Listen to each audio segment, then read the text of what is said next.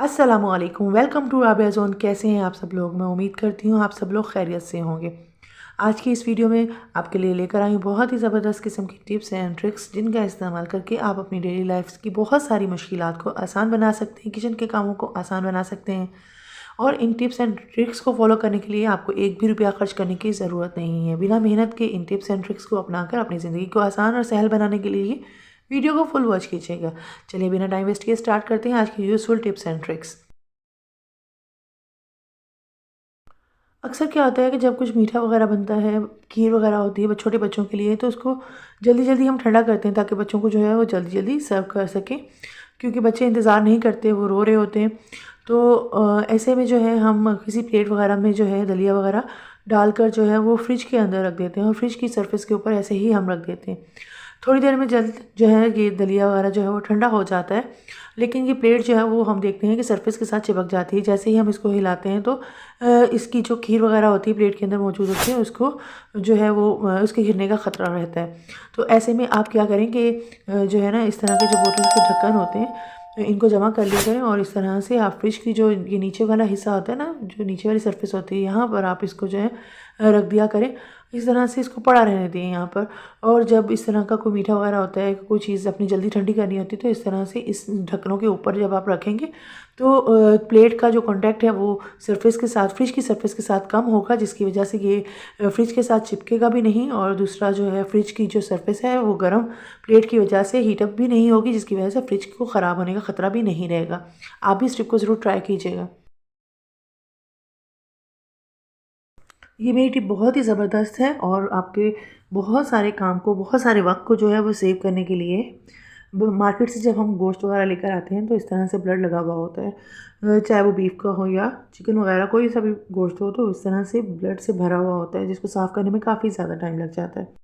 और इसको वॉश भी कर लें तो इसमें से कुछ लोगों को इतनी ज़्यादा स्मेल और हींग आती है कि वो गोश्त खाना पसंद नहीं करते। तो ऐसे में आपने क्या करना है कि गोश्त को बगैर धोए आपने किसी बर्तन में डाल देना है और इसके अंदर आपने पानी डालना है। पानी इतना डालना है कि गोश्त जो है वो डिप हो जाए। और इसके बाद इस पानी के अंदर जो है आपने थोड़ा-सा जो खाने का सिरका होता है, वाइट विनेगर होता है, वो आपने तकरीबन 2 से 3 चम्मच इसके अंदर डाल देना है और हल्का सा मिक्स करके इसको ऐसे ही 10-15 मिनट के लिए छोड़ देना है। थोड़ी देर के बाद आप देखेंगे कि बोटियों के अंदर से जितना भी ब्लड लगा हुआ होता है वो सारे का सारा जो है वो पानी में आ जाएगा और बोटियाँ बिल्कुल साफ़ हो जाएंगी।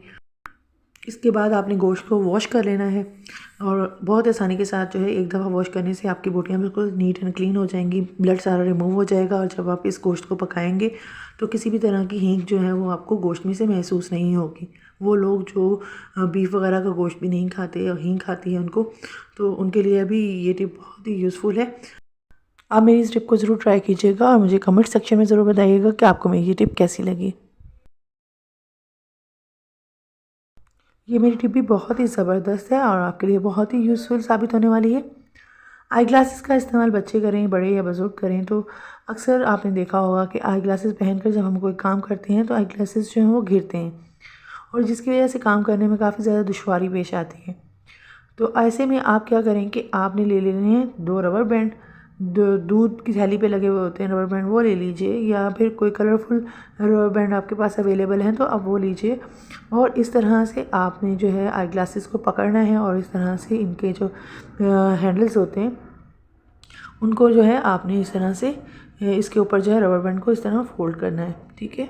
इस तरह से रोटेट करते हुए आपने इसके ऊपर रबर बैंड को चढ़ा लेना है और इसी तरह से आपने दूसरी साइड के ऊपर भी रबर बैंड को चढ़ा लेना है। इस तरह से जब आप आई ग्लासेस के ऊपर जो है वो रबर बैंड को चढ़ा लेंगे और इसके बाद इसको पहनेंगे तो कोई भी काम करते हुए जो है आपके आई ग्लासेस जो हैं वो घिरेंगे नहीं। इस टिप को आप ज़रूर ट्राई कीजिएगा।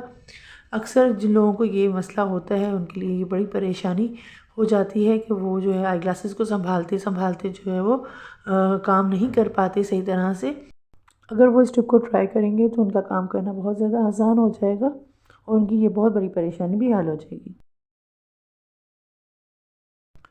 अगर आप प्याज को जो है वो बग़ैर छुरी के, बग़ैर चॉपर के काट कर चॉप करना चाहते हैं तो मेरी ये टिप आपके लिए बहुत ही ज़बरदस्त साबित होने वाली है। आपने नाइफ़ की मदद से जो है प्याज का छिलका उतार लेना है अगर प्याज बड़ा है तो आप नाइफ़ की मदद से इसके 2-4 छोटे टुकड़े कर लीजिए, और अगर प्याज छोटा है तो आपको छोटे टुकड़े करने की ज़रूरत नहीं है, एज़ इट इज़ प्याज को रख लीजिए।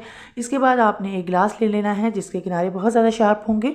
उस तरह से आपने प्याज के ऊपर जो है आपने गिलास को रखते जाना है, प्रेस करते जाना है। आप देखेंगे कि बहुत जल्दी जो है प्याज बिना मेहनत के चॉप होता चला जाएगा। और इस तरह से आप जितना चाहें बारीक जो है प्याज को चॉप कर सकते हैं। आपको चॉपर इस्तेमाल करने की ज़रूरत नहीं है, छुरी वगैरह इस्तेमाल करने की ज़रूरत नहीं है। बहुत ही आसानी के साथ जो है आप एक ग्लास की मदद से प्याज को बहुत बारीक चॉप कर सकते हैं, वो भी मिनटों में बिना मेहनत के। आप देख सकते हैं कि मैंने जो है कितने बारीक प्याज जो हैं वो इस ग्लास की मदद से जो है वो चॉप कर लिए हैं। आप भी इस टिप को ज़रूर ट्राई कीजिएगा, आपको ये टिप बहुत पसंद आएगी। ये मेरी टिप जो है वो गाजर को पील ऑफ करने से रिलेटेड है। गाजर को पील ऑफ करने के लिए हम नाइफ़ का इस्तेमाल करते हैं, लेकिन जब हम नाइफ़ से जो है वो गाजर को पील ऑफ करते हैं तो काफ़ी ज़्यादा टाइम जो है वो हमारा ज़ाया हो रहा होता है, और इसके अलावा जो छिलके होते हैं वो भी हमारे मोटे मोटे उतर रहे होते हैं। तो हम क्या करते हैं कि सम टाइम हम पीलर का इस्तेमाल करते हैं। पीलर से जब भी हम गाजर को जो है वो पील ऑफ करते हैं तो इसके छिलके जो हैं वो काफ़ी ज़्यादा मोटे उतरते हैं, जिसकी वजह से हमारी गाजर जो है वो बहुत ज़्यादा वेस्ट हो जाती है, और इस तरह काफ़ी ज़्यादा वेस्टेज की वजह से हमारा बहुत ज़्यादा नुकसान हो जाता है। 15 किलो, 20 किलो, 10 किलो गाजरें छीलनी हो तो आप चाहे बिना मेहनत के छीलना चाहें तो आपने क्या करना है, इस तरह से एक स्टील वूल ले लेना है। आप बिल्कुल नया स्टील वूल लेना है, और इस तरह से आपने स्टील वूल लेकर गाजर के ऊपर आपने इस तरह से रब करना है। आप देखेंगे कि मिनटों में आपकी गाजर जो है वो साफ़ हो जाएगी, और बिल्कुल भी वेस्टेज नहीं होगा। स्टील वूल की मदद से जब आप गाजर को इस तरह से रब करते जाएंगे तो गाजर के ऊपर मौजूद बारीक स्किन उतरेगी, और साथ में जो गाजर के ऊपर बाल होते हैं वो भी उतर जाएंगे। बहुत ही आसानी के साथ आप गाजर को पील कर सकेंगे। मिनटों सेकेंडों में आप जो है अपनी तमाम के तमाम गाजरों को साफ़ करेंगे, वो भी बिना मेहनत के। आप देख सकते हैं कि गाजर किस तरह से बिल्कुल क्लीन हो चुकी है। इस तरह से आप ढेरों ढेर गाजरें जो हैं वो स्टील वूल से क्लीन कर सकते हैं, और उसके बाद स्टील वूल को आप क्लीन करके वॉश करके रख लीजिए और दोबारा इस्तेमाल में ले आएँ। अगर आप स्टील वूल से अपनी गाजर को क्लीन करना नहीं चाहते तो आपके पास दूसरा ऑप्शन भी मौजूद है। आप इस तरह से जो है वो जो चाय की छलनी होती है स्टील की, अगर आपके पास हो तो आप वो ले लीजिए, और इसका जो बैक साइड होती है इसकी मदद से जो है आप गाजर को जो है पील ऑफ करें। बहुत ही आसानी के साथ आपकी गाजर जो है वो मिनटों में जो है वो पील ऑफ हो जाएगी, क्योंकि ये छुरी की तरह शार्प नहीं होती और हाथ पर लगने का ख़तरा नहीं रहता।